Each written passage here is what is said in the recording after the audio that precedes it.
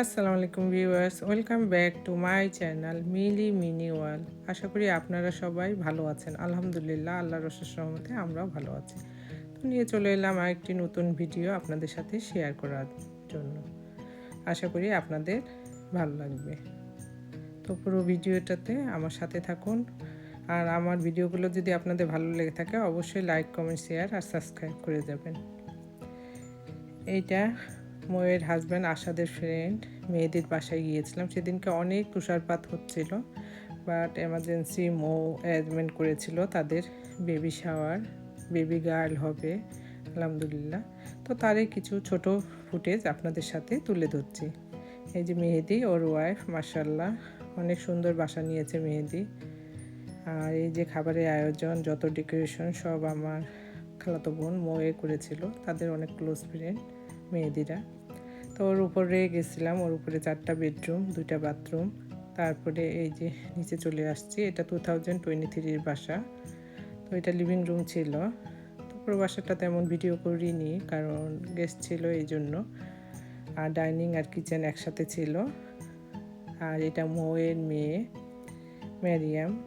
তো ওরা বেসমেন্টে খেলছে, ফুল ফিনিশিং বেসমেন্টও ছিল সুন্দর। তো এই তো ওখানে কিছুক্ষণ ছিলাম, আধা ঘন্টা 1 ঘন্টা থাকার পর তারপরে আমরা চলে এসেছিলাম পীরগঞ্জের ছোটো ভাই হবে রহমতের বাসায়, রহমত আর শেলির বাসায়। ওরাও ভার্জিনিয়া থেকে এখানে মুভ করছে। বাসাটা সুন্দর ছিল, করোনাতে 1 বেডরুম অ্যাপার্টমেন্ট, বাট অনেক বড় ছিল।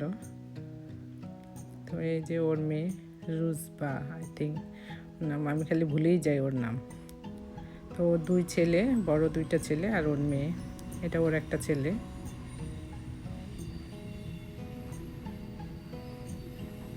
তো বাসাটা সুন্দর। এই যে লিভিং রুম এরিয়াটা অনেক বড় ছিল, হিউজ ছিল, আর কনে বাসাটা ছিল, তো এই জন্য বেশি সুন্দর ছিল বাসাটা। তো এই যে চাচারাও এসেছিল, মৌয়ে শ্বশুর শাশুড়ি সবাই এসেছিলাম আমরা সেদিন এখানে। তো সাফিয়া শেলির ছোটো মেয়ের সাথে অনেকক্ষণ দূরে খেলা করছিল, আর আমি বসে বসে ওদেরকে রেকর্ডিং করছিলাম। তো আসলে আজকাল অত ভিডিও মেক করতে ইচ্ছা করে না, তারপরেও যেহেতু একটা ইউটিউবে চ্যানেল খুলেছি, তো এই জন্য মাঝে মাঝে একটু করে রেকর্ডিং করি। তো আপনারা যদি সাপোর্ট করেন তাহলে হয়তোবা চ্যানেলটা আগিয়ে নিয়ে যাব, নাহলে হয়তোবা কোন সময় বন্ধ করে ফেলবো, ঠিক নাই।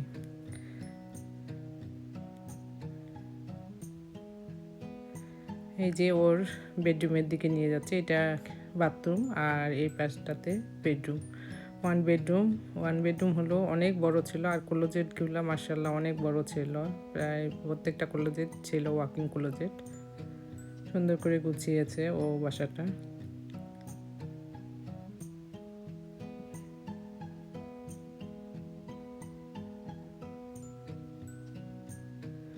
হ্যাঁ, এটা ওর মেয়ে সারাক্ষণ খেলছিল ম্যারিয়ামের সাথে, ম্যারিয়ামও খেলছিল। এই যে আমুটা, মৌ অনেক যত্ন করে বাচ্চাগুলোকে টেক কেয়ার করে। ওর একটা ছেলে একটা মেয়ে মৌয়ের, আর শেলির 2টা ছেলে একটা মেয়ে। তো এই যে অনেক খাবার অ্যারেঞ্জমেন্ট করছিল, পোলাও ছিল, রোস্ট, গরুর মাংস, পাঙ্গাস মাছ, সবজি, মিক্স ভেজিটেবল, চিংড়ি মালাইকারির মতো ছিল, খুব মজা ছিল চিংড়ি মাছটা। আর সালাডটা অনেক টেস্টি হয়েছিল। তো মোটামুটি সব খাবারই খুব ভালো ছিল। সে যে বাচ্চা নিয়ে করেছে এতগুলো অ্যারেঞ্জমেন্ট, থ্যাংক ইউ সেলি।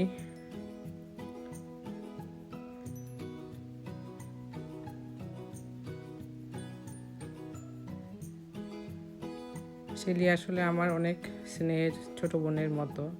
সবসময় যে কোনো জিনিসে সে কোনো কিছু লাগলে বা কোনো কিছু হলে সে সবসময় আমাকে কল দিবে, খুব ভালো লাগে। আর মৌ তো বলবো কি, মানে নিজে খালাতো বোন না, কিন্তু নিজের থেকে আপন হয়ে গিয়েছে। এই যে আমরা 3জনে মিলে একটা ছবি তুলেছিলাম, সরি আমি আমার ফেসটা কভার করার জন্য। আর এই যে চাচারা সবাই খেতে বসেছে, তো সেই মুহূর্তটা একটু তুলে ধরলাম। সেদিন এত তুষারপাত ছিল বাইরে, একটু করে আপনাদেরকে দেখাবো, একটু ছোট ছোট ক্লিপ আমি নিয়েছি। তো রাস্তা অনেক রিস্কি ছিল। এই যে মেরিয়াম মৌ ওর মেয়ের এত সুন্দর অভ্যাস করছে যে ও নিজে নিজেই খেলে, ওর কারো সাথী না হলেও চলে। মাশাআল্লাহ, ফ্লোরিডাতে বড় করছে বাচ্চাগুলোকে। আল্লাহ তাদের নিয়ে হায়াত দান করুক।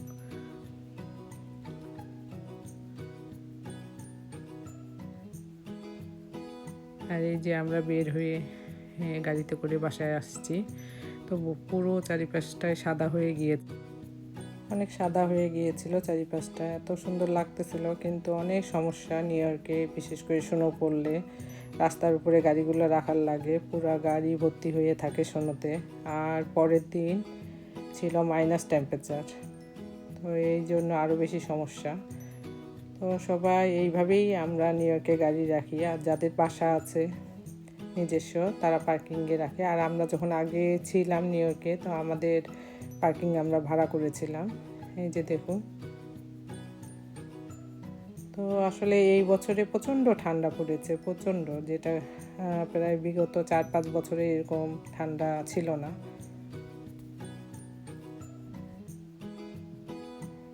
তো স্নো পড়লে বাচ্চারা অনেক খুশি হয়, প্রতিটা বাচ্চায়। আমাদেরও ভালো লাগে যখন স্নোটা পড়তেছিল, খুবই সুন্দর লাগতেছিল প্রকৃতি।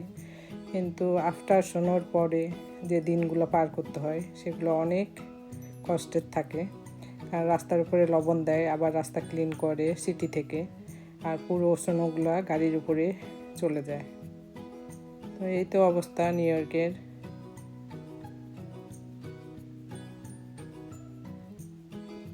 এই যে আমাদের একটা গাড়ি যেটা আমার ছেলে নিয়ে যায়, আর একটা এই যে যেটাতে আমরা আসলাম।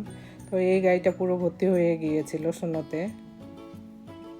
আর এই যে আমার ছোটো মেয়ে খুব এক্সাইটেড, সে স্নো পাইলে আর বলার অপেক্ষায় রাখে না, সে অনেকক্ষণ স্নোর সাথে খেললো বাইরে।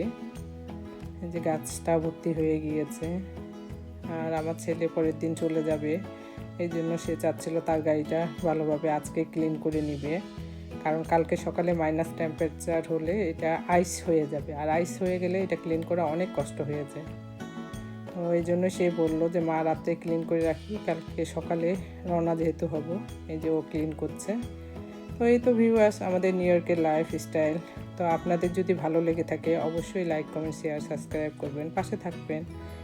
আর আমি চেষ্টা করব নতুন ভিডিও নিয়ে হাজির হতে। আল্লাহ হাফেজ।